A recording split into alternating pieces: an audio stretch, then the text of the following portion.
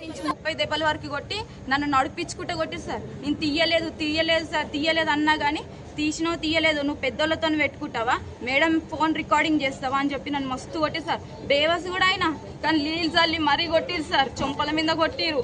ఒక ఇద్దరు కానిస్టేబుల్, ఒక మేడం శ్రీవాణి అని ఉంటుంది, ఆమె నా కాళ్ళ మీద నిలబడ్డది.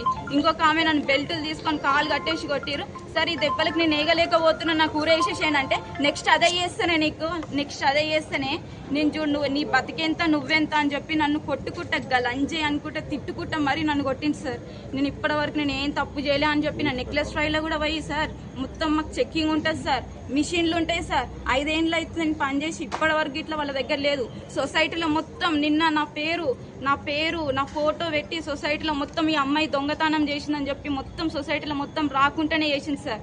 నేను ఈ పని ఆ పని చేసుకొని బతుకుతాం సార్. ఆ లోపల ఆ మొక్క దాంట్లో పోకుంటే ఆ మొక్క దాంట్లోకే పోవాలా, వేరే దగ్గర రావద్దని చెప్పి ముగ్గురిని అట్లనే చేసింది సార్. వాళ్ళ రికార్డింగ్ కూడా నా దగ్గర ఉన్నాయి సార్. నన్నే కాదు రాణి అన్నట్టు ఆమెని, మధుర అన్నట్టు ఆమెని, ఇంకొక ఆమెను కూడా అట్లనే చేసింది సార్.